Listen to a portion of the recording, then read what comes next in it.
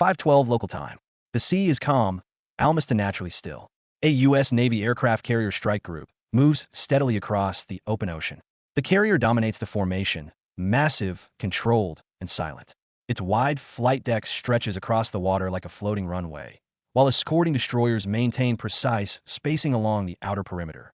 Behind the carrier, a guided missile cruiser trails slightly aft, watching the rear sector. Far above the horizon, an airborne early warning aircraft circles in a slow, disciplined orbit, its radar sweeping hundreds of miles of open water. Everything appears routine. Then the sonar room hears it. A faint metallic rhythm. Soft, slow, mechanical T first, the sound blends into the ocean's endless background noise. Distant currents, shifting thermoclines, the low hum of the carrier's own propellers echoing through the water. But the sonar technician pauses. Head adjusts his headset. The sound repeats, a steady pattern of rotating blades cutting through the sea. He narrows the frequency filter and isolates the signal. The pattern becomes clearer, propeller cavitation. A submarine. The technician leans forward, studying thuiform scrolling across the monitor. Then his expression changes. Another signal appears, slightly offset. A second propeller rhythm. Different blades pacing. Different acoustic signature. .2 submarines. The room grows quiet. The technician runs another scan across the acoustic spectrum. A third signature emerges from the darkness below the ocean surface. 3 separate contacts. .3 submarines moving slowly beneath the strike group. The sonar supervisor steps closer. Repeat classification. The technician cross-checks the acoustic library. Blade count, propeller rotation rate, hull resonance. The computer begins matching the data against known submarine profiles. Seconds pass. Then the classification appears. Iranian diesel-electric submarines, 3 of them, and they're already inside the outer defensive screen. Above them, the aircraft carrier continues forward at steady speed, completely unaware that 3 silent hunters have already slipped beneath the protective perimeter of the strike group.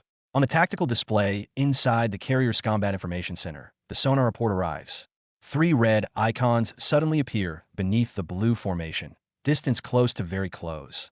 The strike group commander studies the screen carefully.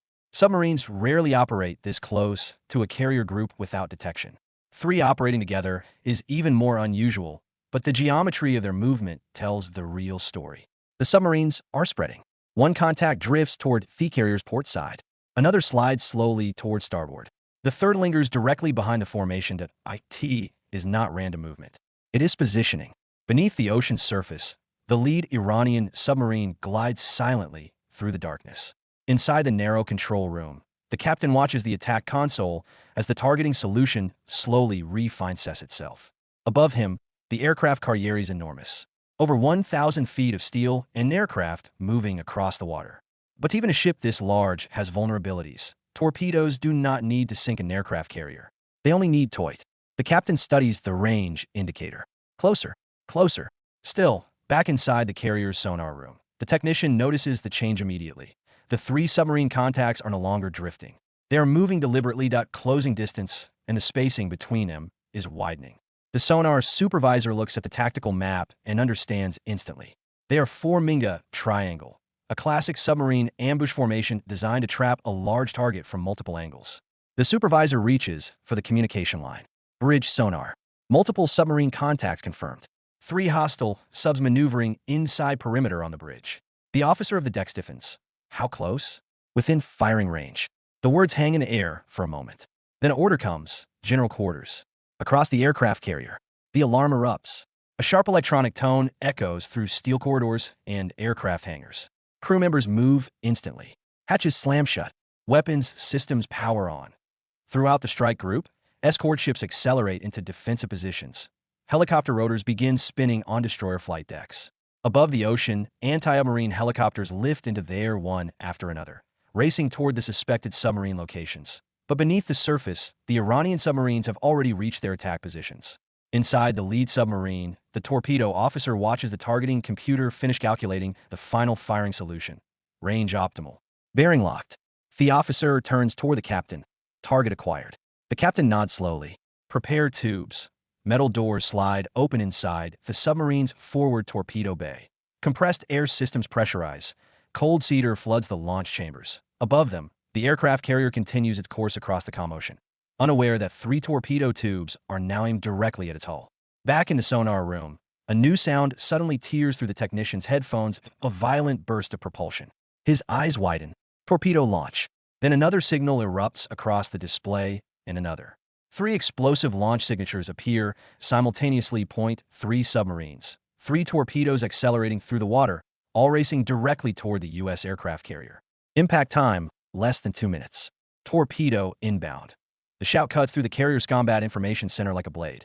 Every screen in the room lights up red point, three bright threat lines streak across the tactical display, each one representing a torpedo accelerating through dark water toward the center of the strike group, toward the carrier. The officer of the deck reacts instantly. Hard rudder full power. Deep beneath the carrier, the propulsion shafts surge life. Massive turbines drive the propellers harder, churning the ocean into violent white foam behind the ship. The aircraft carrier begins to turn. Not quickly. Nothing this large ever turns quickly. But even a slow change in course can be the difference between survival and disaster. Across the strike group, escort ships immediately shift from patrol posture to full combat response. On the destroyer guarding the carrier's port flank, the marine warfare officer studies the torpedo tracks appearing on his console. 3 incoming weapons, 3 different approach vectors. They are converging perfectly. The officer speaks calmly. Deploy acoustic countermeasures. Within seconds, cylindrical decoy devices eject from launch tubes along the destroyer's hull. They splash into the water and sink rapidly beneath the surface. Then they activate. The ocean suddenly fills with noise. Artificial propeller signatures roar to life beneath the waves. Simulated engines, false cavitation patterns, electronic echoes designed to imitate the acoustic footprint of a massive ship. To a torpedo's guidance system, these decoys look like new targets, but the incoming weapons keep coming. Inside Iranian submarines, the torpedo operators watch their tracking displays carefully. The torpedo's onboard sensors detect the decoys immediately. But beyond the interference, one signal remains overwhelmingly strong. The carrier, a vessel this large, produced an enormous acoustic signature. Even in a sea filled with decoys, the carrier still sounds like a thunderstorm underwater. The torpedoes maintain their course above the ocean. The strike group launches its next line of defense. Helicopters roar off the decks of 2 destroyers. Within seconds, they are racing low across the waves, their rotors hammering the air. Each aircraft carries a full anti-submarine loadout. Sonar buoys, torpedoes, and depth charges. As the helicopters approach the suspected submarine locations, the crews begin deploying sonar buoys in rapid sequence. Small floating sensors splash into the ocean one after another. A listening network forms across the sea. Back in the carrier sonar room, the new signals arrive instantly. Point 3 submarine contacts, still moving, still close. The helicopters begin narrowing the search grid. One pilot leans toward his display. They are contact confirmed. The submarine is directly below. Depth increasing. Speed slow. Trying toes cape. Prepare depth charges. Back aboard the aircraft carrier. The torpedo tracking screen continues counting down. Distance closing rapidly. 1 minute 50 seconds. The torpedoes are now deep inside the strike group's perimeter. The officer watching the display clenches his jaw. Decoys not diverting. The destroyer captain makes a decision. Deploy anti-torpedo interceptor. From the side of the destroyer, a compact launcher fires. A small, defensive torpedo rockets into the sea. Unlike traditional weapons, this interceptor does not target ships. It thunts other torpedoes. The weapon accelerates beneath the water, racing toward the nearest incoming threat. Seconds pass on the sonar display. 2 signals converge. Then a violent underwater explosion erupts beneath the surface. The first incoming torpedo disappears instantly, destroyed. But 2 more remain, still racing toward the carrier. Above the submarines, the helicopters attack. Depth charges fall into the ocean. A moment later, the sea detonates. Shock waves ripple through the water. Inside one Iranian submarine, the hull shudders violently as the explosion rolls past. Lights flicker across the control room. Crew members brace against the steel walls.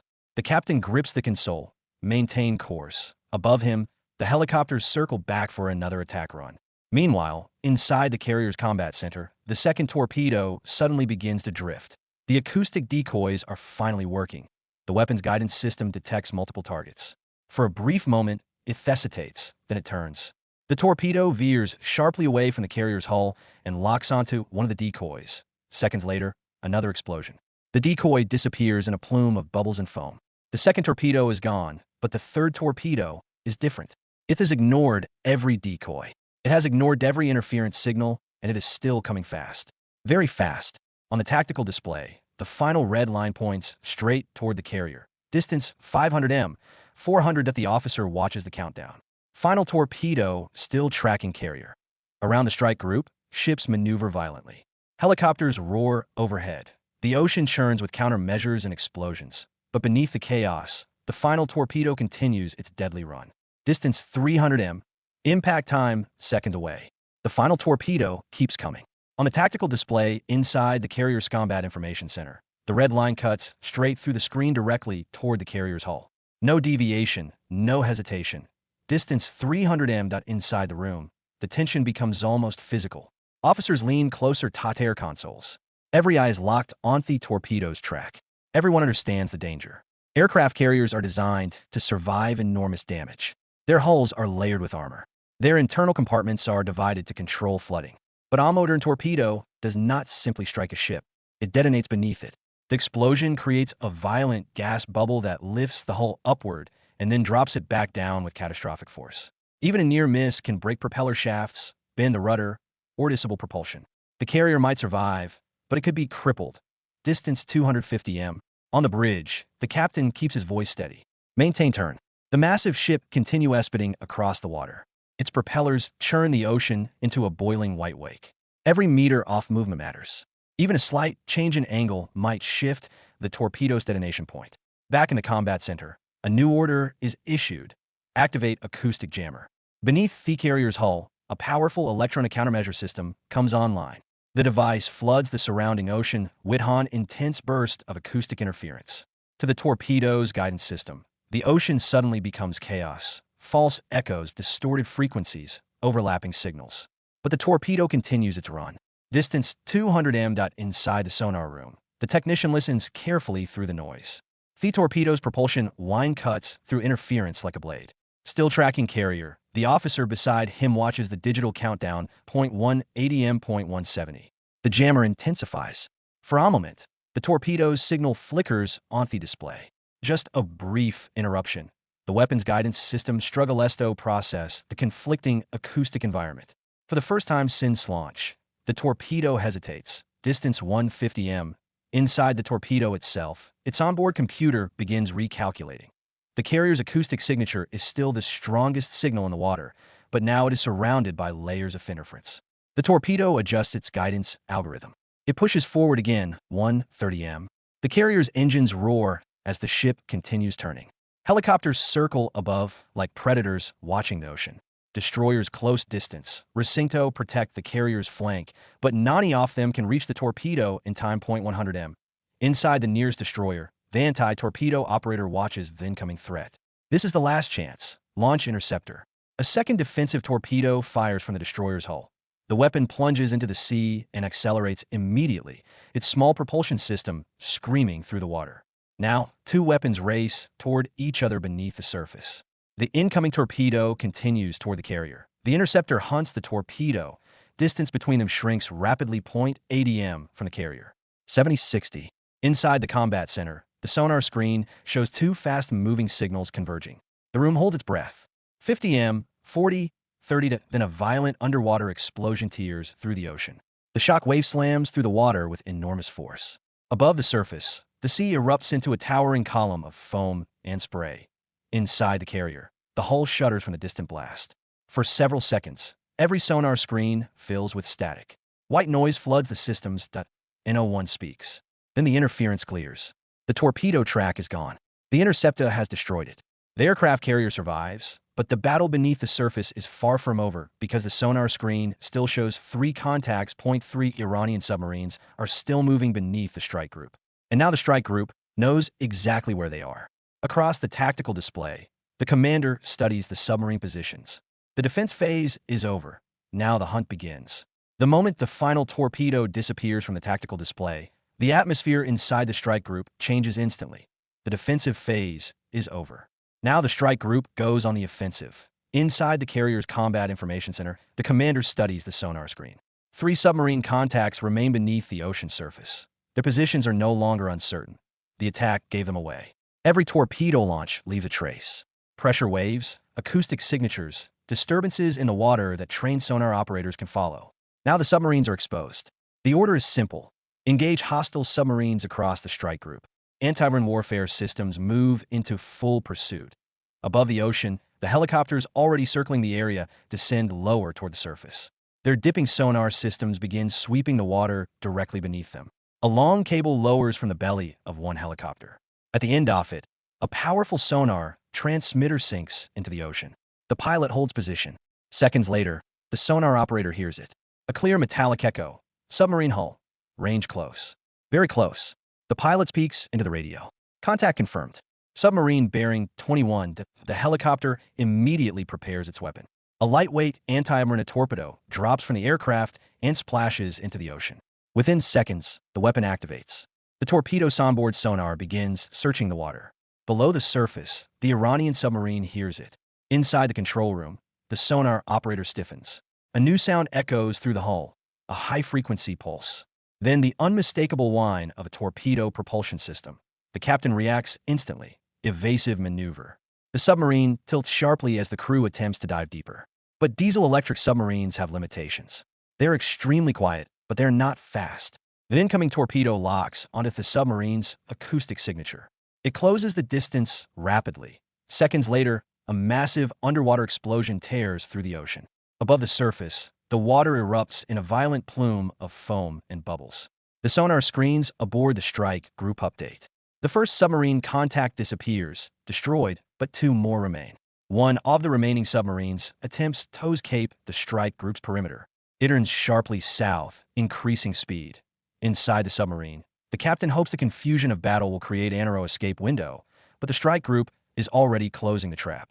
A guided missile destroyer accelerates toward the submarine's escape route. Its sonar array locks onto the target almost immediately. The destroyer's captain gives the order. Launch torpedo. The powerful anti-submarine weapon fires from the ship and plunges into the ocean. The torpedo begins hunting. Inside the Iranian submarine, the sonar operator hears it within seconds. Another incoming weapon. The captain deploys countermeasures. Acoustic decoys designed to lure the torpedo away, but the destroyer's weapon uses advanced guidance. It analyzes the acoustic environment, ignoring the decoys. The torpedo locks onto the real target. There is nowhere left to run. Moments later, a second violent detonation shakes the ocean. On the strike group's tactical display, the second submarine contact vanishes. 2 submarines destroyed. One remains. The final Iranian submarine dives rapidly toward the seabed. Its captain orders all engines cut. The vessel becomes silent, completely motionless on sonar displays. The submarine nearly disappears. The crew hopes the ocean floor will hide them. For several minutes, the water grows quiet again. Helicopters circle above, scanning the sea. Sonar operators search for the faintest sound. Then, one helicopter crew notices something. A subtle disturbance. Metal shifting. A barely detectable acoustic trace. The pilot leans forward. Possible contact bearing 090. Another sonar buoy drops into the water. Seconds later, the signal becomes clear. The submarine is still there, trying to remain hidden, but it has been found. The helicopter crew prepares their final weapon. A torpedo falls into the sea. Below the surface, it activates instantly. The weapon sweeps the seabed with active sonar. The hidden submarine appears clearly in its sensors. There is no escape. Seconds later, the ocean erupts one final time. A massive underwater explosion rolls across the seafloor. The third submarine contact disappears from every sonar screen. 3 submarines attacked. Now all 3 are gone. For several seconds after the final explosion, the ocean becomes strangely quiet. The towering column of water collapses back into the sea. Foam spreads across the surface where the last detonation occurred, slowly dissolving into the dark blue water. Inside the aircraft carrier's combat information center, every sonar operator watches their screens closely. The displays update. One submarine contact disappears. Then another confirmation arrives. No propulsion noise, no hull resonance, no movement beneath the surface. The third submarine is gone. Across the strike group's tactical display, the red icons that had appeared earlier are no longer there. Only blue symbols remain. The commander studies the screen carefully before speaking. Maintain sonar sweep. The N01 relaxes yet. Underwater combat rarely ends instantly. Submarines are designed to disappear into the ocean steppes, and experienced commanders know that silence does not always mean safety. Helicopters continue circling above the ocean. Their rotors slice through the air as crews deploy additional sonar buoys into the water. One by one, the small floating sensors splash down, expanding the listening network around the strike group. The ocean becomes a grid of electronic ears. Inside the sonar room aboard the carrier, technicians monitor the incoming data streams. Each buoy transmits acoustic information back to the ships. The operators listen for anything unusual. Minutes pass. Nothing appears. No propellers, no cavitation, no movement. Only the distant echo of the strike group's own engines reverberating through the water on the carrier's bridge. The captain studies the calm sea stretching to the horizon. Just minutes earlier, 3 torpedoes had been racing through this same water point, 3 weapons capable of crippling the largest warship ever built. Now the ocean looks peaceful again, but everyone aboard the carrier knows how close the moment had been. Below deck, damage control teams conduct rapid system checks. Propulsion shafts remain stable, rudder response normal. Hull integrity uncompromised. The carrier has taken no damage. Around the massive ship, the escorting destroyers gradually return to their defensive positions. The cruiser resumes its position behind the carrier. Helicopters begin returning to their decks one at a time. Landing careful as flight crews guide them into place on the tactical display inside the combat center. The strike group's formation slowly stabilizes again, but the sonar search continues. 15 minutes pass, then 20. Still nothing. Finally, the sonar supervisor removes his headset and turns toward the commander. No additional contacts detected. The commander nods once, secure from immediate threat. Across the carrier, the intensity that had gripped the crew begins to ease slightly, but the lessons off the attack remain clear. The entire engagement lasted less than 10 minutes. From the first torpedo launch to the final submarine destruction, the battle unfolded at terrifying speed. Every system in the strike group had been tested. Sonar operators detected the threat. Destroyers deployed countermeasures. Helicopters hunted beneath the surface. Interceptors destroyed incoming torpedoes. Layer by layer, the strike group's defenses had worked exactly as designed, without hesitation, without delay. Back in the sonar room, the technician scrolls through the recorded acoustic data from the engagement. 3 launch signatures, 3 torpedo tracks, 3 submarine contacts, all gone now. Outside the ship, the aircraft carrier continues moving across the open ocean. Its massive hull cuts steadily through the water, leaving a long white wake stretching behind it. From a distance, the strike group looks calm again, orderly, unchanged. But beneath the surface of the sea, the remains of 3 submarines now rest on the ocean floor. Their ambush lasted only minutes. The strike group survived without a single ship damaged, and the aircraft carrier, the primary target of the entire attack, never even slowed down.